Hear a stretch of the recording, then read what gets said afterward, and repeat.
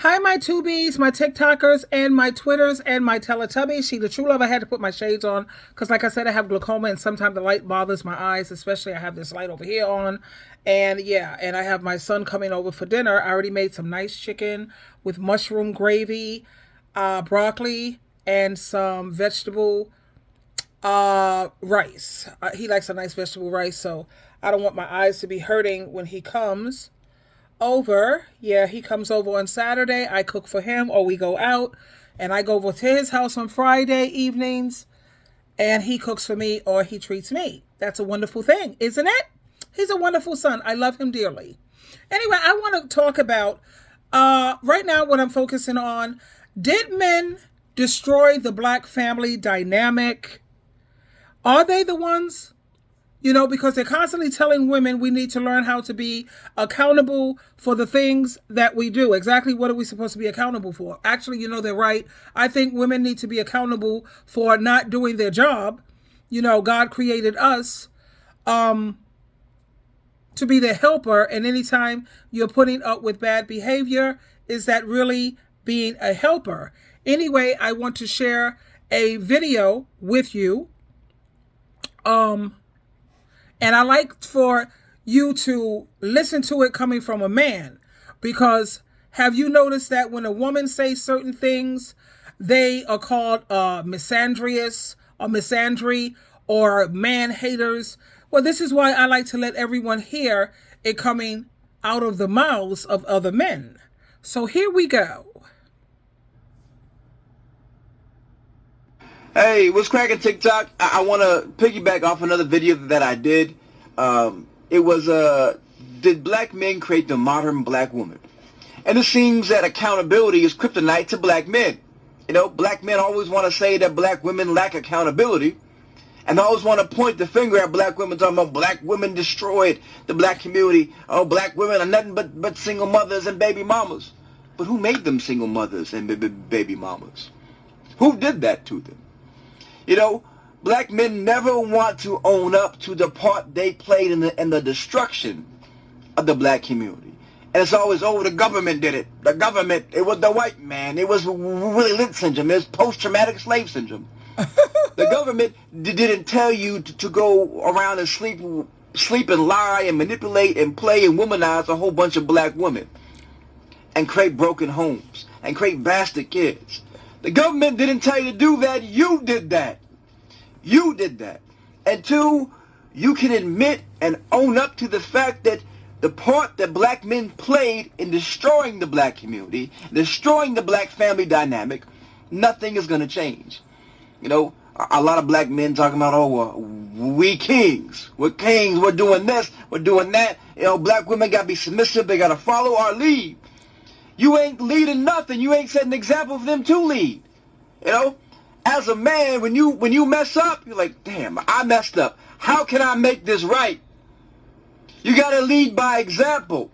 You can't keep blaming black women when you played the integral part in breaking things down. Back in the 30s and 40s, everyone wants to point, but back then, black men were sleeping around en masse. Black men were cheating on their wives en masse. Black men would have a family here and a family on the other side of town, Big Papa. And we want to act like that women are just supposed to accept that. That's just the normal, the way how things were. All the lying and manipulating and conniving. Eventually, people say, "Hey, I don't want that anymore. Hey, I'm gonna avoid these men. I'm not gonna do this. I'm gonna teach my daughters to avoid these men because I don't want them to go through that." Until black men step up and be the leaders that they say they are and fix their community, and the community's always going to be where it's at. Black men are the backbone of the black community. They always have been. No, they're And not. when the backbone is broken, so is the rest of the community. So if you want your community fixed, start by taking accountability and coming to the table with that. Well, I agree with most of what he said, except for black men have always been the backbone of the community. No, they haven't. It's been the ebony woman, unfortunately. The men, they want women to follow their lead, even though they don't qualify. Let me give you an example. And this is something that men can identify with and they can understand, considering men usually like sports. Now, if a team loses in the NFL, who do you look at and who do you blame? You look at the coaches and you look at the quarterback, because those are the people who are supposed to be leading the team. Am I correct? The same holds true these days. You have so many families that are destroyed and busted up because there are not enough men who are qualified to take the lead. And unfortunately, you have a lot of the women who have to step up and be in positions that we are not designed to do. We're supposed to follow a man's lead, but he's not even qualified. First of all, the first thing let me tell you what irritates the hell out of me with these dudes, especially when you're looking at these dating shows and they ask these men, what are you looking for? And normally the first thing that come out of their mouth is they want a woman who's submissive. And they'll point to the Bible talking about women are supposed to be submissive. They never point to the Bible where it says to submit to each other. You ever notice that? The Bible says that also. The Bible also says that the head of man is Christ. The head of woman is man. The head of man is who? Who are they submitting to their leader? No, they're not. But they're constantly talking about submissive. I keep telling my ladies and all of my tubies and my subscribers, honey, the first time you hear that word out of their mouth, submissive, you automatically know that's a red light. That's a red flag. That means stop and run the other way, because that's an abuser. That's a control freak. That's someone who's looking for a woman they can dominate, control, and take advantage of. So trust me when I tell you, when you hear that word submissive come out of their mouth, head for the hills, honey. I know so many women who have chosen not to get married and not to have children, and they are living their best lives. They have peace. They have calmness, less stress in their life, tranquility. They have continuous joy, not just happiness, because happiness comes and goes. When you have joy, that's lasting. And above all else, baby, there's nothing that tastes as good as freedom. No one telling you what you can do, what you can't do, where you're at, what you're doing, who you're talking to, what you can wear. Are we serious? Last time I checked, I was an adult, but whatever. This is why a lot of grandmothers who were cheated on, they're telling the younger ones not to fall for the bullery and to always have their own. They're trying to school these women. Never depend on a man. I know my mom. My mom was always a working woman. And she always taught me to go out there and get my own. Because these men, they can leave you today or tomorrow, and they have no problem leaving you broke and without anything. This is why I've always been a woman who's always worked. And I had a good husband. My kid's father was awesome. He was awesome. He was a great provider. The man gave me all his money, his pay stub too. And he used to put the money in a treasure chest. He was an excellent provider. And I did stay home for a while when I was having our children. A son and daughter. I have two. He wanted 6 kids. I told him it won't be from me. And good thing that I didn't have 6 kids, because I would have been stuck with 6 damn kids. No, darling. I've always been a woman to work. And, I went through my maternity leave and all of that. Then I had to breastfeed the kids. So you got to take a little time off for that, when you're raising a family.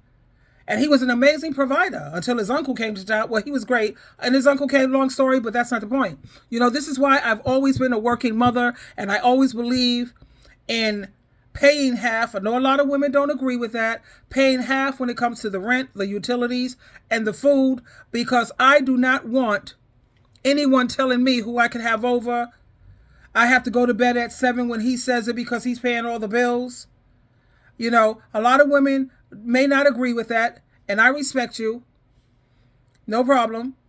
You have your right to your beliefs. I just believe you have to have some. If you want power, you have to and want some say-so in that house. You should be paying half the bills. You have these women these days, let me tell you how independent women have gotten. They know how to fix cars. They know how to do their own plumbing. They know how to fix things around the house. And they have no problem flying solo like me. I am so happy now that I'm single. Single does not mean being alone. And women have got to understand that these men, a lot of these men, they'll say, oh no, I want a stay-at-home woman. Yeah, they use money to control women. That's why I always recommend that women have your own money, baby. Even if you stay at home, work from home, make money, make YouTube channels, OnlyFans, put your feet out there. That's a joke. But always have your own. I think you understand the point I'm trying to make. I love you, SheilaTruelove. And remember, a lot of times these men, they use money to try to control you. And this day and age, let me tell you what men are looking for. They're looking for women they can control and women they can take advantage of. If you have boundaries and you stick with them, if you have standards, and if you are intelligent and have common sense, honey, you may be single for a while because that's not what they're looking for. If you don't have sucker or jackass written all over you, he's going to overlook you. He may look over there at your friend. He may look over there at this woman because maybe they have jackass and sucker written all over them. So don't take it personal. In fact, you should feel amazing that you don't look like a damn fool. I love you.